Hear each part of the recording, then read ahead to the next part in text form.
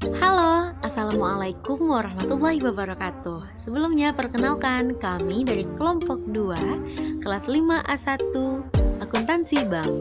Kami ingin menjelaskan terkait transaksi jasa bank. Sebelumnya kelompok kami ini beranggotakan 9 orang. Saya sendiri Alfia Rizka Safara, ada Hilma Syuriani, Rima Amelia Putri, Adinda Maharani, Dina Hafifah, Anissa Salsabila, Dinda Fazira Alhamda, Al-Ihsan Hidayat, dan Muhammad Hanif Zain. Semoga penjelasan dari kelompok kami ini dapat dimengerti dan bermanfaat untuk kita semua. Selamat mendengarkan. Saya Muhammad Hanif Zain akan menjelaskan tentang transaksi. Transaksi adalah aktivitas bisnis apapun yang berdampak langsung pada status finansial dan laporan keuangan bisnis. Dan jasa bank. Jasa bank adalah semua kegiatan bank, baik yang langsung maupun tidak langsung, yang berkaitan dengan fungsi bank sebagai lembaga yang memperlancar pembayaran transaksi perdagangan, peredaran uang, dan memberikan jaminan kepada nasabah-nasabahnya, baik yang secara langsung maupun tidak langsung memberikan keuntungan pada bank, dalam bentuk keuntungan finansial maupun non-finansial. Nah, selanjutnya bentuk-bentuk jasa bank. Pertama ada clearing, kedua ada inkaso, dan ketiga ada transfer. Selanjutnya saya Dinda Fazira Alhamda. Yang ketiga bentuk-bentuk jasa bank. Yang A ada clearing. Sebagai salah satu cara ataupun sarana perhitungan utang piutang dalam berbagai bentuk surat berharga ataupun surat dagang dari suatu bank nasabah yang sudah digelar oleh pihak Bank Indonesia ataupun pihak lain yang sudah ditunjuk secara resmi. Pada dasarnya adalah sebuah cara perhitungan utang atau piutang dalam bentuk surat-surat dagang dan surat-surat berharga jangka pendek obligasi dari suatu bank ke bank lainnya. Baiklah, saya Al-Ihsan Hidayat akan membacakan yang B, yaitu inkaso.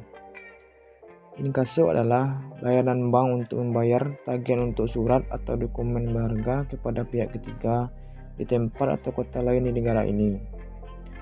Surat atau dokumen berharga yang dapat diproses adalah wesel, cek, giro, kwitansi, surat promes atau akseptasi, dan hadiah lotre. Perkenalkan, saya Alfia Rizka Safara ingin menjelaskan terkait transfer. Transfer adalah pengiriman uang dalam valuta asing antar bank dalam suatu negara atau dengan bank pada negara lain atas permintaan dan kepentingan nasabah. Nah, transfer ini ada dua bentuknya. Yang pertama, ada transfer rupiah dan ada transfer falas. Transfer rupiah merupakan pemindahan jumlah dana rupiah yang ditujukan kepada penerima dana untuk kepentingan bank maupun nasabah, baik melalui setor tunai pemindah bukuan antara rekening kepada bank yang sama atau bank yang berbeda yang menyebabkan perubahan saldo rekening rupiah penerima dana. Baiklah, saya Dina Hafifah ingin melanjutkan penjelasan dari bentuk-bentuk transfer. Transfer yang kedua adalah transfer falas. Transfer falas merupakan pengiriman uang dalam valuta asing antar bank dalam suatu negara atau dengan bank di negara lain atas permintaan dan untuk kepentingan nasabah. Transfer falas ini terdiri atas transfer keluar dan transfer masuk. Yang pertama, transfer keluar, yaitu pengiriman falas dari nasabah suatu bank ke nasabah bank lain maupun luar negeri. Yang kedua, transfer masuk, yaitu pengiriman falas dari nasabah bank lain, baik dalam maupun luar negeri, ke nasabah suatu bank. Saya Rima Amelia Putri akan menjelaskan tentang jenis dan proses transfer. Jenis dan proses transfer itu ada dua. Yang pertama, transfer masuk. Transfer masuk atau incoming transfer, yaitu pengiriman uang yang diterima dari cabang lain untuk keuntungan nasabah sendiri atau penerima dana pada bank sendiri. Yang kedua ada transfer keluar. Transfer keluar atau outgoing transfer, yaitu pengiriman uang atas perintah nasabah atau bagian bank tertentu untuk keuntungan pihak lain, bank lain, atau cabang bank sendiri. Untuk pembatalan transfer, bila terjadi transfer, Perhatikan bahwa hal tersebut hanya dapat dilakukan bila transfer belum dilakukan kepada pihak lain, si penerima uang, dan untuk itu, bank pemberi amanat harus memberi perintah berupa menghentikan pembayaran kepada cabang pembayaran. Pembayaran ini baru dapat dilakukan oleh bank pemberi amanat nasabah. Pemberi amanat hanya jika telah diterima berita konfirmasi dari berita pembayaran bahwa memang transfer belum dilakukan. Jika transfer ke luar kota, yaitu ketika bank penerima berada di luar wilayah clearing bank, proses transfer dapat dilakukan dengan memanfaatkan bank pengirim atau memanfaatkan jasa bank tujuan atau penerima. Baiklah, saya Adinda Maharani. Saya akan menjelaskan ketentuan umum transfer. Ketentuan umum transfer ada 7. Yang pertama, biasanya dapat dinikmati di seluruh kantor cabang bank yang relevan. Yang kedua, dapat diterapkan oleh nasabah atau bukan nasabah. Yang ketiga, transfer dapat dilaksanakan atas dasar amanat berulang atau standing instruction. Yang keempat, penerima transfer adalah pemegang rekening bank yang bersangkutan, bank lain atau diambil secara tunai. Yang kelima, transfer tunai atau non-tunai. Yang keenam, penerima transfer harus nasabah rekening di salah satu bank di dalam negeri. Transfer bukan untuk keuntungan pemegang saham yang disarankan menggunakan bank draft. Apa sih itu bank draft? Bank draft adalah surat berharga yang berisi perintah tak bersyarat dari bank penerbit draft tersebut kepada pihak lainnya untuk membayar sejumlah uang kepada seseorang tertentu atau orang yang ditunjuknya pada waktu yang telah ditentukan. Ketentuan umum yang terakhir adalah sumber dana transfer dapat berupa tunai, non-tunai, dan setoran lainnya, seperti TC, bank draft, dan warkat clearing. Oke, untuk materi selanjutnya, saya Hilma Suryani akan menjelaskan mengenai keuntungan dan kerugian dari transfer.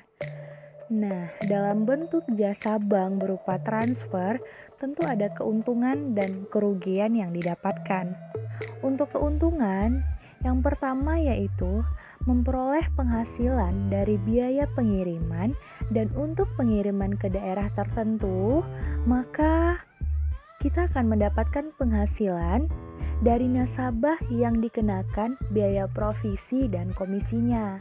Yang kedua yaitu memperoleh dana cash dari uang yang dikirim dan dana yang disimpan selama pengiriman atau selama uang kiriman belum ditarik atau dicairkan nasabah penerima.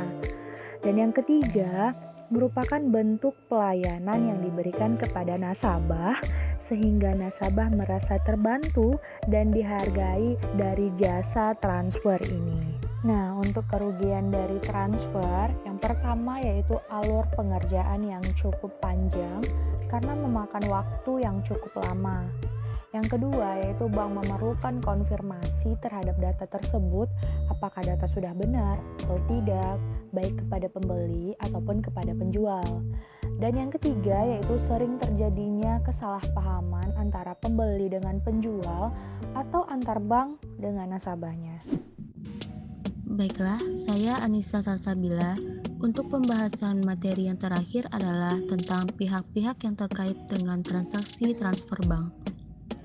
Pengiriman uang atau transfer adalah jasa pelayanan bank untuk mengirimkan sejumlah uang atau dana dalam rupiah atau valuta asing kepada pihak lain, seperti perusahaan, lembaga, atau perorangan di suatu tempat sesuai dengan permintaan pengirim, baik itu di dalam maupun di luar negeri. Besarnya biaya kirim tergantung sarana yang digunakan dan jarak tempat tujuan pengiriman. Dalam proses transfer, terdapat 4 pihak yang terlibat. Yang pertama yaitu remitter atau pemohon. Remitter adalah pemilik dana yang akan memindahkan dananya melalui jasa pengiriman uang atau pihak yang mengajukan permohonan pengiriman uang. Yang kedua yaitu beneficiary. Beneficiary adalah pihak akhir yang akan berhak menerima dana transfer dari draw bank atau payment bank, atau pihak yang menerima pengiriman uang dari remitter. Yang ketiga yaitu remitting bank. Remitting bank adalah bank yang melakukan pengiriman uang berdasarkan permintaan remitter, atau juga bank yang menerima amanat dari nasabah untuk ditransfer kepada penarik atau bank tertarik kemudian diserahkan kepada penerima dana. Dan untuk yang terakhir yaitu paying bank. Paying bank adalah bank yang melakukan pembayaran uang kepada beneficiary, atau juga bank yang menerima masuk dari bank laci untuk dibayarkan kepada penerima. Nah teman-teman, segitu dulu penjelasan dari kelompok 2 terkait transaksi jasa bank. Semoga penjelasan kami dapat dimengerti, bermanfaat untuk kami pribadi dan teman-teman yang mendengarkan. Terima kasih banyak teman-teman atas waktunya. Sampai ketemu di lain kesempatan. Assalamualaikum warahmatullahi wabarakatuh.